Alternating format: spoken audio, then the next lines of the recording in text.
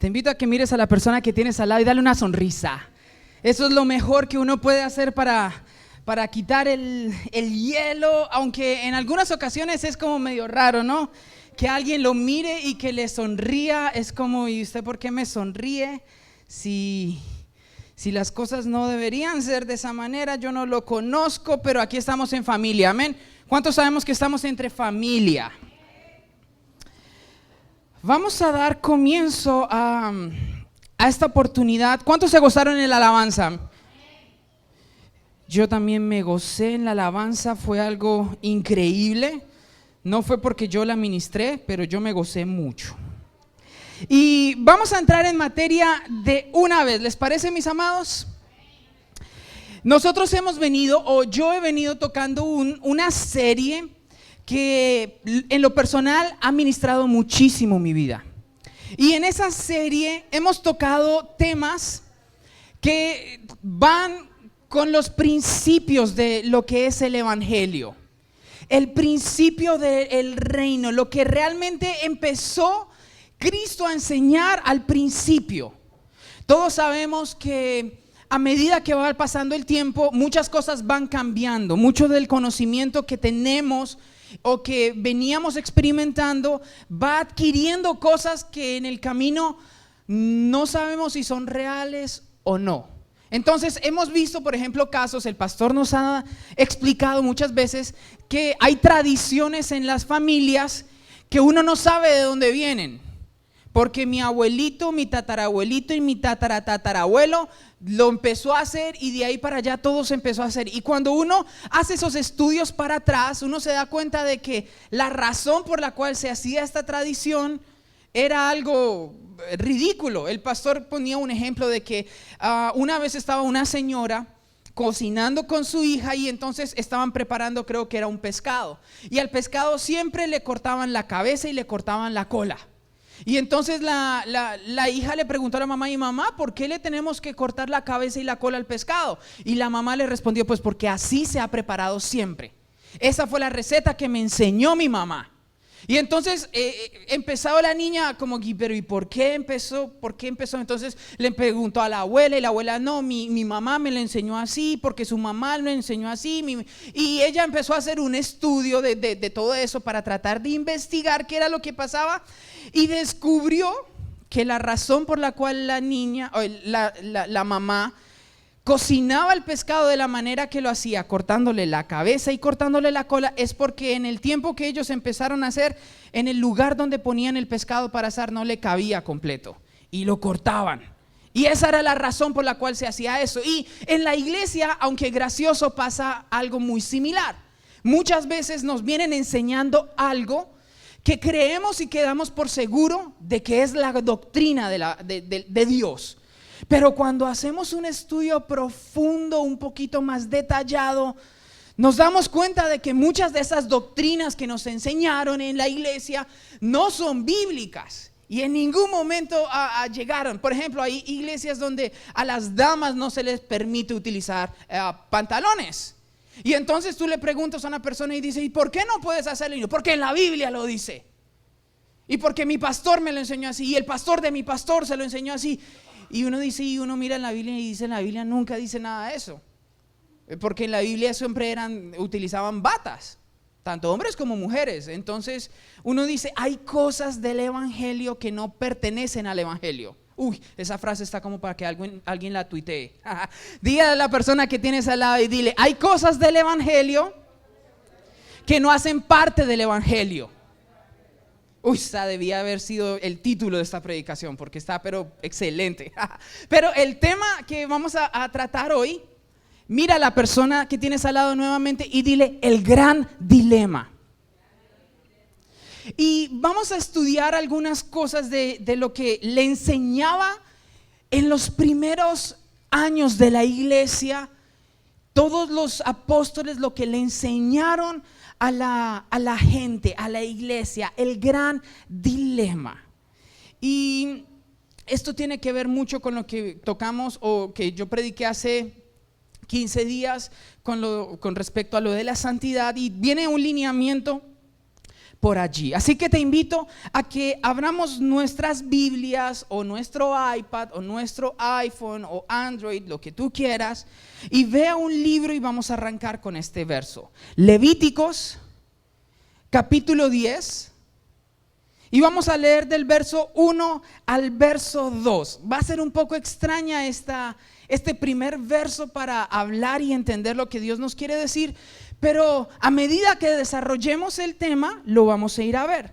Levíticos, capítulo 10, y vamos a leer el verso 1 y verso 2. ¿Lo tenemos, mi amada iglesia?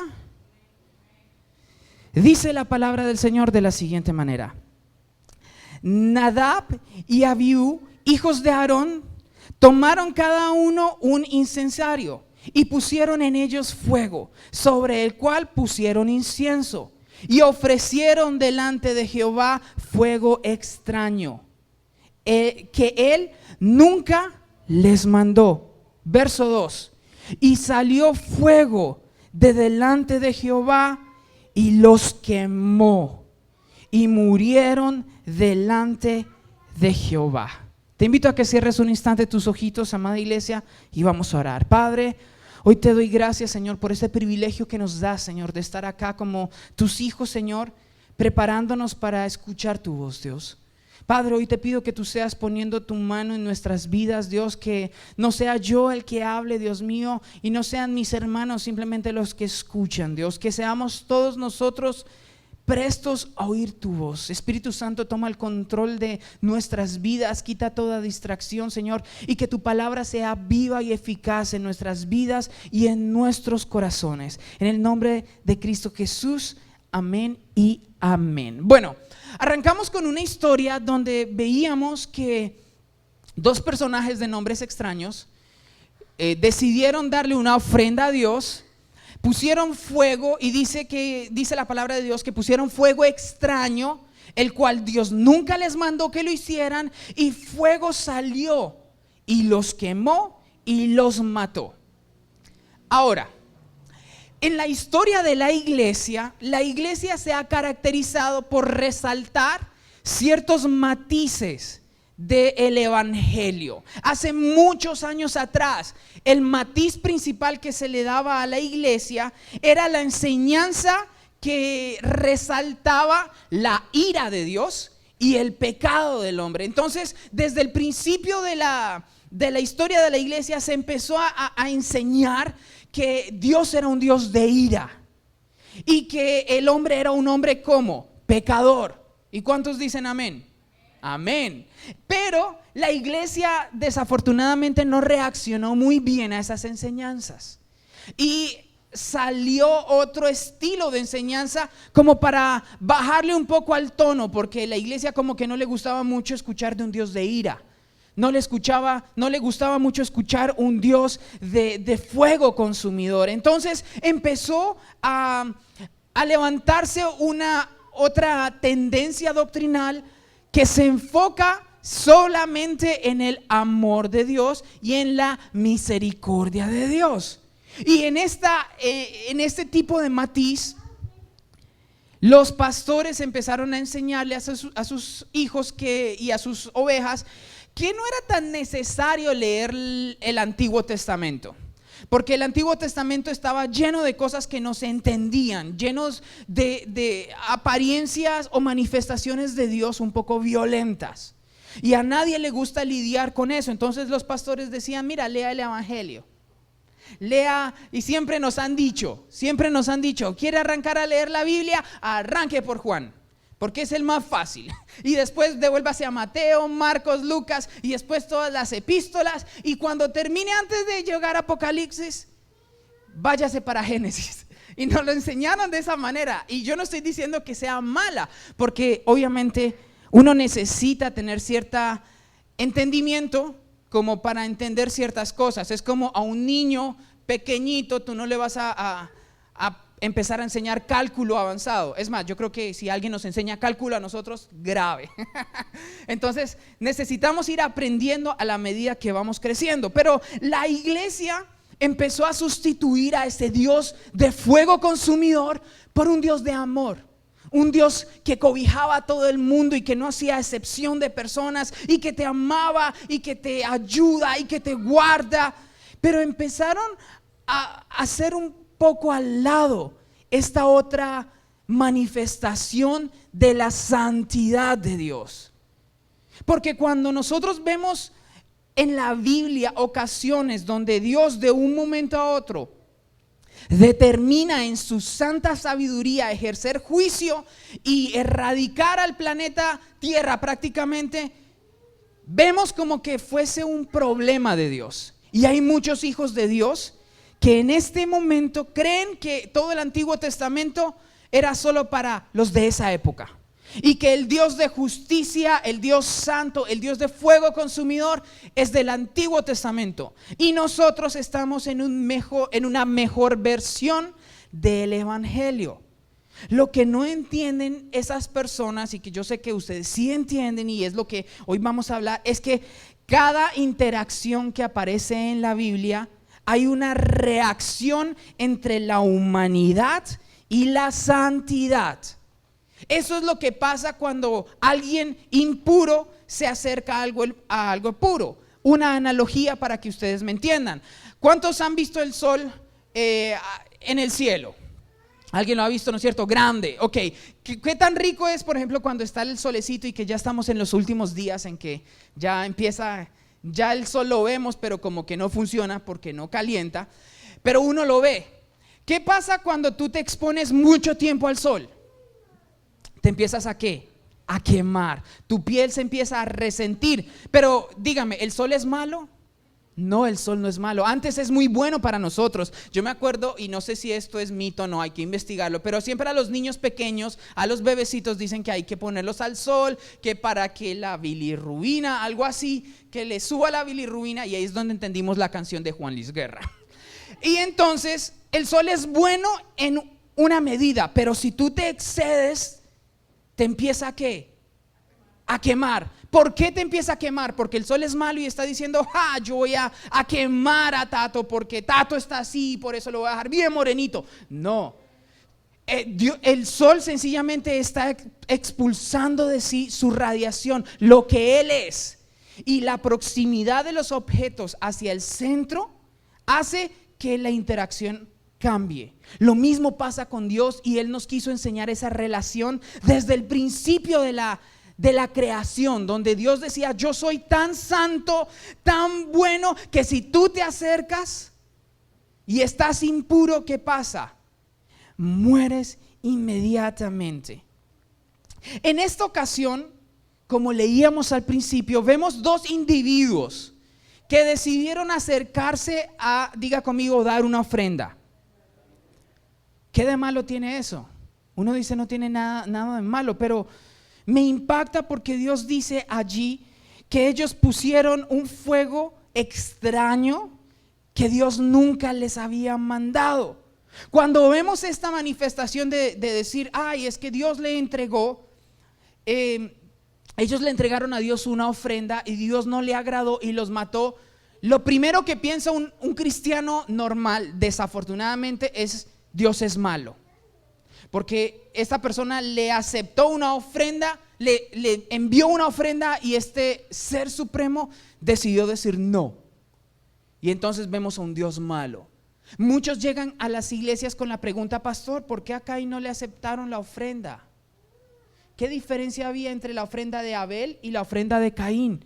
¿Por qué a uno sí Dios le agradó y al otro no?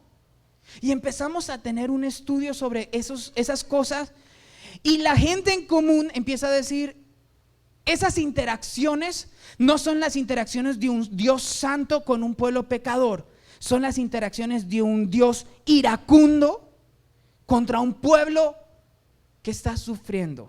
Porque pobrecitos, los que leen ese verso decimos, qué pecado con estos niños que presentándole una ofrenda de todo corazón a Dios, Dios los mató. ¿Tú te imaginas qué estaría pensando el papá de estos dos jóvenes? Acompáñame por favor ahí mismo a Levíticos. Levíticos capítulo 10, el verso 3. Vamos a ver lo que pasó a continuación de esa historia. Dice así la palabra del Señor. Entonces dijo Moisés a Aarón: esto es lo que habló Jehová diciendo: en los que a mí se acercan me santificaré, y en presencia de todo el pueblo seré glorificado. ¿Y qué hizo Aarón? Ay, Señor, eso no es justo, eso no debe ser de esa manera. ¿Por qué? Es lo que hacemos nosotros cuando hay algo que no nos gusta, que no nos agrada y que sentimos que Dios tenía la responsabilidad de hacerlo y no lo hizo. Y decimos: Dios, eso es injusto. Pero miremos ese texto desde un poquito más para atrás. Capítulos anteriores a este capítulo, vemos cómo Dios consagra a Aarón. Y Dios llama a Aarón y le dice: Aarón, de aquí en adelante tú vas a hacer esto, y esta es tu responsabilidad. Tú vas a ser el sacerdote y tú te vas a encargar de hacer todas las tareas concernientes al tabernáculo y a los sacrificios. Es más, Dios le dijo a Aarón, le dijo a Moisés: mira, mis sacerdotes se van a vestir de esta manera en especial. Van a tener en el pecho un arreglo con unas piedras que van a representar las tribus de Israel. El material del manto tiene que ser de este material, no puede ser cualquier material. El color va a ser de este color, no va a ser cualquier otro color. Eso me deja a entender que a Dios le importa mucho cómo se acerquen. No es que cualquier persona pueda acercarse tal y como quiera y decirle: mire Dios, aquí estoy yo, y si le gustó bien, y si no también. No, Dios le dijo: cada que alguien se acerque a mí, estas son mis ordenanzas, y yo no voy a negociar mis ordenanzas con nadie. Y el que las incumpla, ¿qué va a pasar? Muere. ¿Se acuerdan cuál fue la primera ordenanza, o una de las primeras ordenanzas que Dios le dio al hombre cuando estaba en el huerto del Edén? Que se la dio a Adán, después de que le dijo: vaya y labre la tierra. Le dijo: no vas a comer de este árbol. Eso es una ¿qué? Ordenanza. Mira a la persona que tienes al lado y dile: Dios no negocia sus ordenanzas. Si hay transgresión de las ordenanzas, tiene que haber ¿qué? Algo que a nosotros no nos gusta escuchar: consecuencias.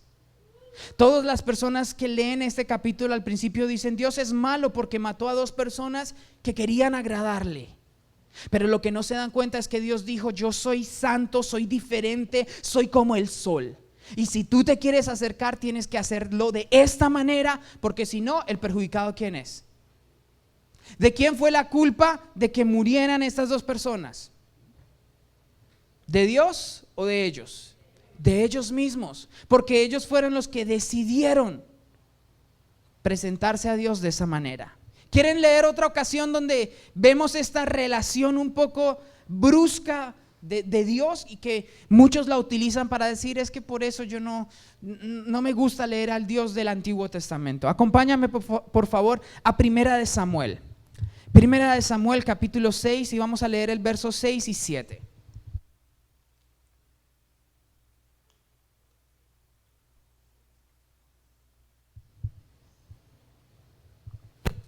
En este conocido capítulo vemos otra historia que si la vemos desde sin ningún contexto, como que decimos: Dios es injusto, Dios es malo.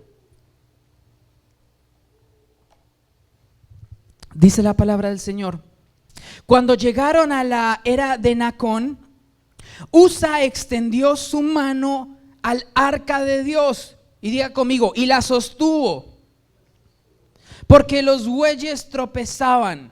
Miren lo que dice el verso 7. Y el furor de Jehová se encendió contra Usa, y lo hirió allí Dios por aquella temeridad, y cayó allí muerto junto al arca de Dios. Me parece tan impactante porque, nuevamente, para los que no conocen un poquito la historia, les coloco un poquito de background. Resulta que el arca de Dios, a Moisés le mostró cómo era el arca de Dios. Dios le dijo: mira, yo quiero habitar con ustedes, pero no puedo habitar con ustedes porque soy tan santo y ustedes son tan impuros que si yo me acerco mueren. Entonces lo que voy a hacer es que voy a construir, les voy a decir cómo construyan una representación de mi trono en la tierra, de mi presencia en la tierra. Y le dijo: hagan el arca.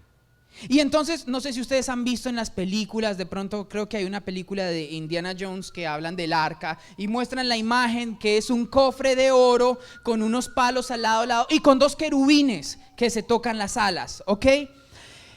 Dios le dijo a Moisés: mira, vas a hacer esto, vas a colocar allí unos utensilios que yo te voy a decir, y ese arca va a representar mi presencia en medio del pueblo. Y entonces construyeron el arca, construyeron el tabernáculo y colocaron ese artículo en un lugar del tabernáculo que se llamaba el lugar santísimo. Era lo más cerca a estar frente a Dios. Ese arca, por diversas razones, fue capturado por el enemigo, por los filisteos, y lo llevaron a la tierra de los enemigos. Y estuvo durante algún tiempo allí, y empezaron a suceder cosas malas. Los filisteos empezaron a llenar de plagas, les empezaron a ocurrir diversas cosas que les hizo tener miedo del arca. Y le dijeron a los de Israel: mira, toma tu arca y no queremos nada de ese arca con nosotros, no queremos saber nada de ello. Y David siempre quiso poner el arca de Dios nuevamente en Jerusalén, en la tierra de Israel, porque en ese momento todavía no estaba dividido. Entonces él organizó un parade bien grande, una fiesta bien grande, y dijo: vamos a tener trompetas, vamos a tener músicos, vamos a tener bailarines y vamos a traer el arca de Dios. Y es algo excelente. Y todo el pueblo se arregló, se alistó y fue a traer el arca. Y colocaron unos bueyes, o sea, un carro último, 0 kilómetros para transportar el arca. Y en ese lugar, empezando a caminar los animalitos, pasó lo que nos encontramos en este verso. Los animalitos trastravillaron, se resbalaron, y el arca, ¿qué pasó? Se empezó a ladear, se iba a caer. Y Usa instintivamente, ¿qué hizo? Puso la mano. ¿Qué es lo que tú haces cuando algo se va a caer? Para agarrarlo, para que no se caiga, ¿no es cierto? Y cuando vemos este capítulo de esa manera, decimos: Dios, ¿cómo es de malo? Porque Usa no iba a hacer nada malo, lo iba a agarrar, lo iba a sostener para que no se cayera. Pero si pensamos nuevamente un poquito más para atrás, volvemos a la primera historia del Éxodo, donde Dios había colocado a Aarón y a la tribu de Aarón para que hicieran una labor en específica. Y es mantener todos los utensilios de la casa del Señor de cierta manera, de ciertas reglas, como el manager de una tienda. Y esa persona era los únicos encargados de hacer y de no hacer. Y era tan importante esta responsabilidad que desde niños se les enseñaban: mira, tú no puedes acercarte al arca y tocarla. Nadie puede entrar al lugar santísimo sino el sumo sacerdote una vez al año. Y tú debes tener estas vestiduras, y tú debes tener esto, y tú debes tener lo otro. Y se les enseñó generación tras generación tras generación. Desde Moisés hasta David se les enseñó que ya había un pueblo grandote. Y cuando llegamos a este punto, todo lo que se le había enseñado a Usa, en un instante lo olvidó y dijo: lo voy a, para que no se caiga. Puede que hubiese sido su intención pura, pero nuevamente volvemos al principio. Cuando tú transgredes una ordenanza de Dios, ¿qué es lo que hay? Una consecuencia. Y tú no puedes esperar que Dios pase por alto la consecuencia. Usa rompió una ley de Dios y murió. El Antiguo Testamento está lleno de ilustraciones de esta manera. ¿Cuántos han escuchado sobre el gran diluvio? ¿Quiénes murieron en el gran diluvio? Toda la humanidad salvo una familia. Y vemos que en ese gran diluvio murieron niños, murieron mujeres, los pobres animalitos, murieron todos. Y Dios solo salvó una familia. Vemos también, por ejemplo, ¿se acuerdan de la destrucción de Sodoma y Gomorra? Que Dios salva ¿a cuántos? A una familia. Y los saca y envía fuego. ¿Y quiénes murieron en Sodoma y Gomorra? Niños, mujeres, hombres y animalitos. Todas estas interacciones en diversos sectores del cristianismo las consideran como interacciones extrañas de un Dios iracundo e irracional. Y entonces por eso empezamos a hablar y empezaron las iglesias a empezar a predicar solo sobre amor, de que no importa si tú transgredes una ley, Dios es amor. ¿Cuántos han escuchado eso? Y todos empezamos a creer eso, pero nos tenemos que dar cuenta que el dilema más grande que hay es que ¿cómo puede ser un Dios bueno y perdonar tu maldad y mi maldad? Ese es el dilema más grande que hay. El dilema no es que Dios vaya a cambiar tu mente, vaya a cambiar. El dilema es cómo Dios trabaja esa dualidad. Porque ¿cuántos sabemos que Dios es bueno? Pero si Dios es bueno, Él no puede perdonar al malo. Porque si perdona al malo, entonces Dios es bueno. Nos pusimos profundos, ¿verdad? Les voy a poner un ejemplo. Si hay un juez, digamos que acá en Filadelfia, y le traen a un asesino, y el asesino lo ponen ahí y le dice, los acusadores le dicen: señor juez, yo tengo evidencias de que este señor es un asesino y lo encontramos mientras estaba cometiendo el crimen. ¿Se imaginan a este juez diciendo: mira, yo soy amor, yo soy misericordia y soy benevolente, yo no te puedo imputar ese pecado a ti o ese cargo, quedas libre, puedes irte? ¿Qué diríamos de ese juez? ¿Que ha ejercido justicia? ¿Que es un juez qué? Malo. Por eso Dios, encontramos la premisa más importante del evangelio. El problema más grande que tiene el hombre es que Dios es bueno. Porque si Él es bueno, eso quiere decir que tiene que haber una relación de acto y consecuencia que Él tiene que ejecutar. Porque si no ejecuta, entonces ¿quién es malo? Y Dios no puede ser malo. ¿Cuál es el problema entonces de todo esto? La Biblia está llena de este misterio entre la relación de Dios y la relación del hombre. El hombre no puede acercarse a Dios porque Él es malo por naturaleza, y Dios no puede acercarse al hombre porque su santidad ¿qué? Lo mata. Si ven en dónde está en este momento la dualidad del evangelio, eso es lo que las personas en el principio empezaron a escuchar de Dios. Empezaron a escuchar de los apóstoles, les empezaron a decir en cada una de las palabras: es por esta dualidad que necesitamos a Jesús. Porque si Jesús no está en la ecuación, no hay una manera de resolver todo este problema. Dios tiene la autoridad absoluta para juzgar a su creación. ¿Es verdad o no es verdad? La pregunta es: ¿por qué nos quejamos cuando Dios declara juicio? Y yo no quiero sonar como malo, y esta predicación, la idea, confío en Dios, que no sea una predicación de que como que nos duela. Es para que nosotros entendamos de lo que se trata ser cristianos. Cristiano no es solo venir a la iglesia, cantar bonito, levantar mis manos, orar de vez en cuando, diezmar, más o menos. La idea es que nosotros entendamos la dualidad de lo que está ocurriendo en el universo. ¿Qué es lo que está ocurriendo en el universo en este momento? ¿Qué es lo que está ocurriendo en este momento contigo y con Dios? Que Dios es santo y que tú y yo no lo somos. Que por naturaleza tú y yo somos malos. Y que Dios es tan bueno que tiene que ejercer juicio. Y eso fue lo que se le empezó a enseñar a la iglesia. En el principio ese era el evangelio. Pero ¿cómo ha reaccionado la iglesia en el último tiempo? En el último tiempo se le ha dicho a la iglesia: mira, preséntate tal y como eres, que no hay problema.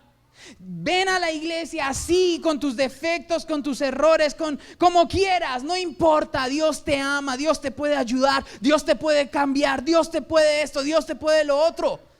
Y yo digo amén. Pero dice la palabra del Señor: dura cosa es caer en manos de un Dios vivo. Y muchos de nosotros tenemos relación con un Dios que creemos que está muerto. Y creemos que no hay consecuencias para lo que hacemos. Nosotros nos hemos acostumbrado a el evangelio del amor, pero se nos olvida que el dilema sigue estando presente. Dios no puede amarte si no te puede justificar, y no te va a justificar si no hay una consecuencia o alguien que pague.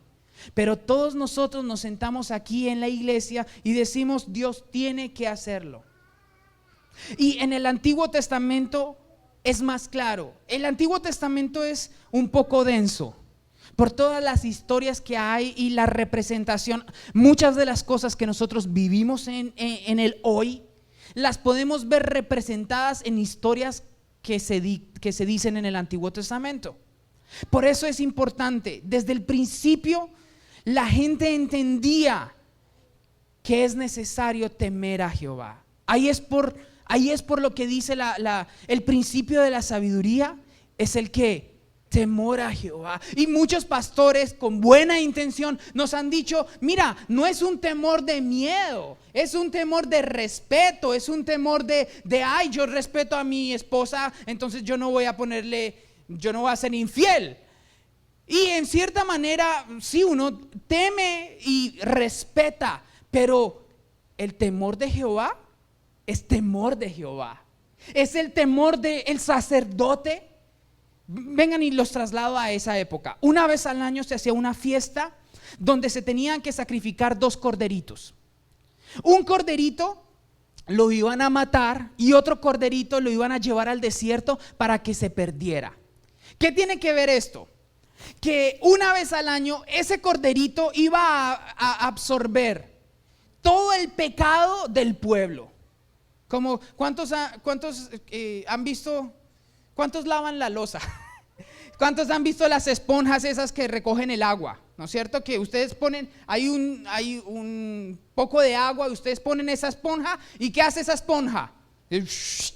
Absorbe todo el pecado. Pues resulta que Dios dijo: mira, yo soy tan bueno que si me acerco a ti te voy a matar, porque tú has pecado y tú vas a volver a pecar. Entonces, ¿qué es lo que vamos a hacer? Vamos a utilizar un corderito que no ha cometido pecado, que el corderito nunca le ha dicho a Dios: yo no quiero ir a la iglesia. El corderito nunca le ha dicho: Dios, yo no quiero orar. El corderito hace lo que Dios le dice que haga. Y entonces cogen al corderito. El corderito ha absorbido todo el pecado, toda la inmundicia que el pueblo de Israel ha hecho durante todo un año. ¿Y qué hacía? Moría. Y entonces decía: por un año tus pecados son perdonados. Por un año tú ya no tienes ninguna consecuencia del pecado, porque ya la consecuencia, ¿quién? La pagó un corderito. ¿Y qué hacían con el otro corderito? Porque eran 2. El uno lo mataban ahí y el otro se lo llevaban a lo más lejos del desierto. Y cuando llegaban a lo más lejos del desierto, soltaban al corderito para que el corderito no pudiera regresar a la casa. Y el corderito moría. Supongo yo, no. Pero era la idea. ¿Por qué? Porque era la manera en que Dios le decía: de la manera en que ustedes fueron perdonados y el corderito se pierde y no vuelve a regresar a la casa, de la misma manera yo no me voy a volver a acordar de los pecados que ustedes cometieron. Y eso era una fiesta para el pueblo de Israel, y todo el pueblo de Israel se gozaba y se sentía tranquilos porque la ira de Dios había sido ¿qué? Pagada a través de un corderito, de 2 corderitos. Y esa dualidad la podemos ver. Es por eso que los judíos son tan estrictos con sus rituales, porque la representación de lo que está pasando en el campo espiritual la veíamos manifestada en lo material. Pero esto no se ha acabado allí, esto continúa. Y por esta relación de que cada vez, año tras año, Dios volvía y renovaba el pacto, era una muestra de ¿qué? De la misericordia que Dios le mostraba al pueblo. Porque ya no tenía que pagar el pueblo, pagaba otro por el pueblo. Eso era la misericordia de Dios. Ahora, esto me impacta porque la iglesia hoy en día se ha acostumbrado a la misericordia de Dios. Y lo decimos en la iglesia: tus misericordias son nuevas cada mañana. Y es verdad, es una bendición. Pero la misericordia no depende de ti y de mí. ¿De quién merece la misericordia? Depende del que la da. Si Dios quiere extender misericordia, ¿el qué hace? La extiende. Pero si Él no quiere extender misericordia, ¿qué pasa? No lo hace. Una vez estaba escuchando a un profesor que estaba hablando sobre la justicia y la misericordia y nos puso este ejemplo y se los voy a decir. El profesor, al principio del semestre, un profesor extremadamente estricto, le dijo a sus alumnos: ok, vamos a arrancar la materia. Para el final del semestre yo quiero un trabajo de grado con respecto a este tópico. Y todos ustedes lo van a tener, digamos, para el 31 de octubre. Y tienen de aquí hasta el 31 de octubre, tienen, digamos, 4 meses. Y todos decían: listo, lo tenemos. Llegaba el 31 de octubre y 100 de los, digamos que 90 de los 100 estudiantes que estaban en el curso llegaron con su trabajo de grado. Y profesor, mire, muchísimas gracias. Revíselo, cualquier cosa que quiera, pues me deja saber. Y 10 llegaron frente al profesor y le dijeron: profe, qué pena, mire, es que mi abuela, mi perro, mi mamá se murió, se comió, estaba sacando, mire, no me descargó, lo tengo en la nube y no me quiere descargar. Y entonces el profesor dice: bueno, ok, esta vez te voy a dar un mes más.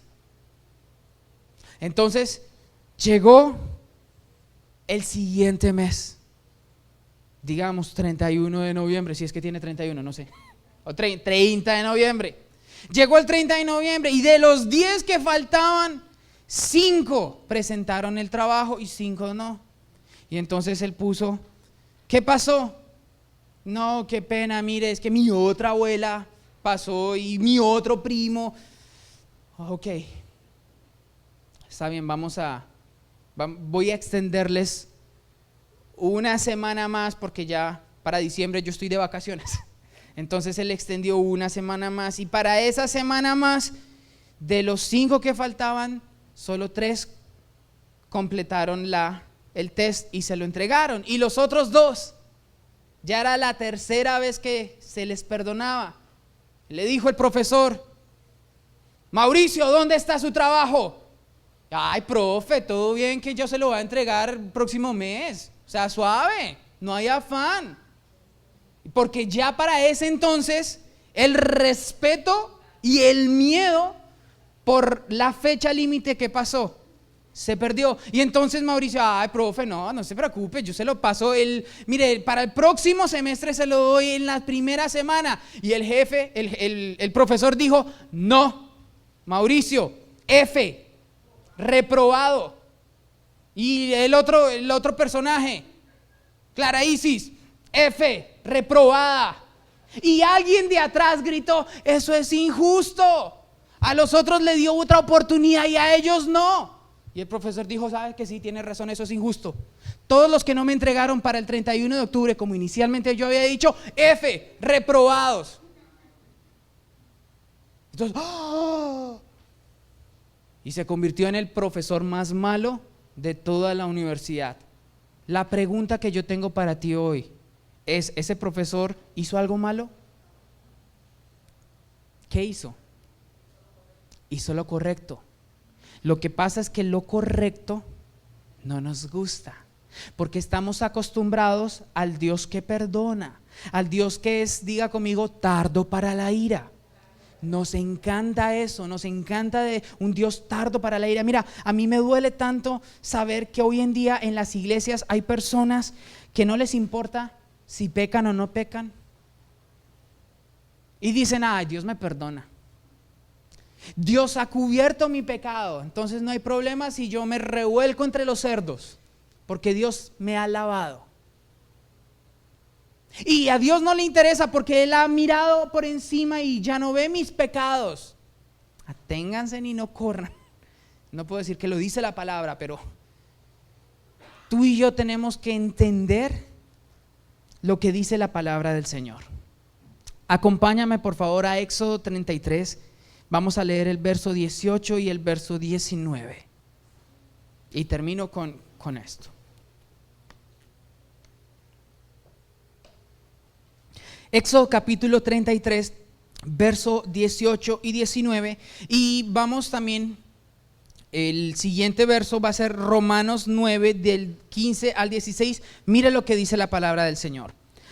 Éxodo 33, 18 y 19. Él entonces dijo: te ruego que me muestres tu gloria. Y le respondió: yo haré pasar todo mi bien delante de tu rostro, y proclamaré el nombre de Jehová delante de ti, y tendré misericordia del que tendré misericordia, y seré clemente para con el que seré clemente. Como que no tiene sentido, ¿verdad? Leamos por favor Romanos capítulo 9, verso 15 y 16. Miren lo que dice la palabra del Señor. En el capítulo anterior estábamos hablando de Moisés. Cuando Moisés sube al monte y le dice a Dios: muéstrame tu rostro, quiero verte. Y Dios le dice: vas a ver mi manto, porque el que me vea muere. Y todas las veces las referencias que hemos visto de que Dios muestra puede ser una visión, porque nadie puede ver a Dios. Y leemos Romanos capítulo 9, verso 15 y 16. Dice: pues a Moisés dice: tendré misericordia del que yo tenga misericordia, y me compadeceré del que yo me compadezca. Verso 16. Así que no depende del que quiere, diga conmigo, no del que quiere, ni del que corre, sino de Dios que tiene misericordia.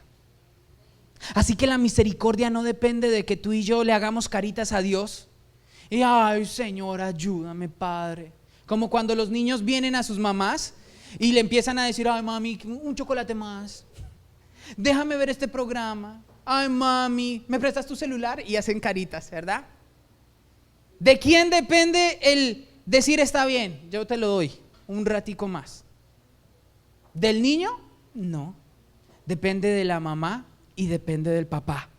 ¿De quién depende de que tú y yo experimentemos misericordia todos los días? De Dios. Pero hoy en día, si nosotros no experimentamos misericordia, nos ponemos ¿qué? Mal.